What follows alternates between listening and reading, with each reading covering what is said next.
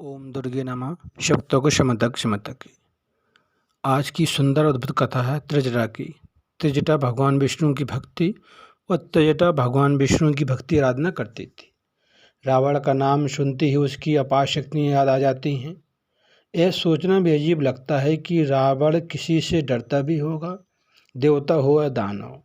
उसने कभी चुनौती देने से पहले एक बार भी सोचा नहीं।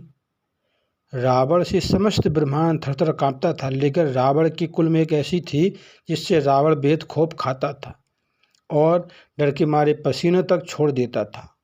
रामायण में जितने भी महत्वपूर्ण किरदार हैं जो बेहद शक्तिशाली और रहस्यमयी थे, लेकिन लोगों को उनके बारे में कम ही जानकारी है। उन्हीं किरदारों में से एक है विभीषण की बेटी, जिससे रावण बहुत डरता था।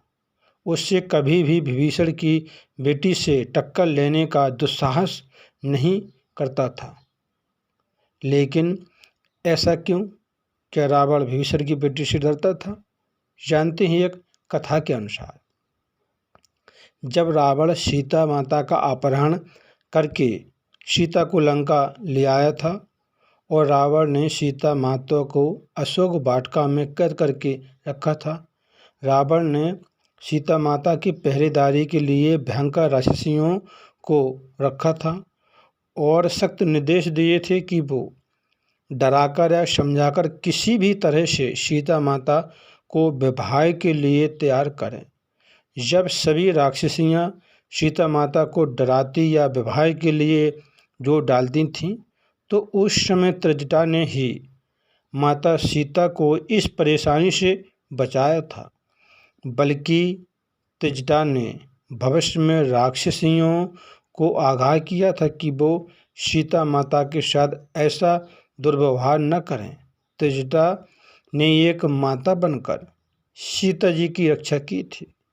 राक्षस कुल में जन्म लेने के बावजूद भी त्रिजटा के व्यवहार आचार को देखकर बहुत सुंदर उनका दिखाया गया है।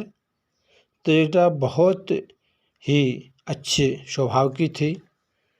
त्रिजटा के बारे में कहते हैं कि उसके पास दिव्य शक्तियाँ थीं।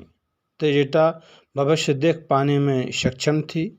उसे पता था कि रावण और लंका का विनाश होने वाला है, क्योंकि वो अपनी शक्तियों से देख लेती थी। जहाँ उसने देखा कि लंका एक बानर यानी हनुमान जी द्वारा जलाई जा रही है, उसने यह भी बताया कि भगवान श्री राम सीता को बचाने के लिए आ रहे हैं। त्रिजटा राक्षसियों को सीता को परेशान करने के बजाय सीता की सेवा करती थी और बहुत सी राक्षसियाँ त्रिजटा के व्यवहार और राक्षसियों के कारण उसकी बात मानती थी।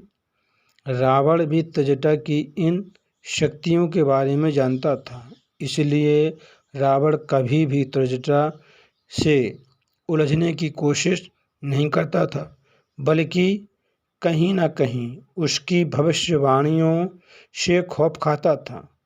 वाराणसी और उज्जैन में माता त्रिजटा का मंदिर है। मानता है कि सीता माता जब लंका से पुष्पक विमान से अयोध्या जा रही थीं, तो त्रिजटा भी उनके साथ जा रही थीं अयोध्या। तब सीता माता ने त्रिजटा से कहा था कि अयोध्या में त्रिजटा राक्षसी होने के कारण तुमको अनुमति नहीं मिलेगी। अब तुम त्रिजटा काशी चली जाओ और वहाँ जाके मोक्ष पाने के लिए भक्ति तपस्या करो। और त्रिजटा ने काशी गई। तब काशी में जाके भक्ति आराधना की और त्रिजटा का वहाँ पे एक मंदिर है वाराणसी में, और देवी के रूप में उनकी पूजा होती है और त्रिजटा को मूली और बैगन का चढ़ावा चढ़ाया जाता है। त्रिजटा का मंदिर भी है, एक उज्जैन में मंदिर है त्रिजटा का, वो हनुमान जी मंदिर के पास में है। त्रिजटा भगवान विष्णु की भक्ति और उनकी भक्ति आराधना पूजा करती थी। वह हमेशा सत्य और न्याय के साथ रहती थी। त्रिजटा ने भविष्यवाणी की थी कि रावण की मृत्यु भगवान श्री राम के हाथों होगी और लंका का विनाश भी होगा। रावण को डर था कि रावण के बुरे कर्मों का पर्दाफाश कर सकती है त्रिजटा। त्रिजटा ने सीता की रक्षा की और रावण को चेतावनी दी थी कि सीता का अपमान और भगवान श्री राम से विरोध ना करे, नहीं तो रावण का विनाश निश्चित है। कथा प्रसंग बहुत सुंदर अद्भुत था। कथाओं को सुनते रहें। कथा सुनने से मनुष्य को पुण्य की प्राप्ति होती, साथ में ज्ञान की प्राप्ति होती। इसलिए कथाओं को सुनते रहें, काम करते रहें, मैया का नाम जपते रहें। फिर मिलेंगे अगली बार एक खास वीडियो के साथ। तब तक आप सब देखते चैनल, कथा को सुनते रहें, काम करते रहें, मैया का नाम जपते रहें। सब भक्तों को क्षमता की।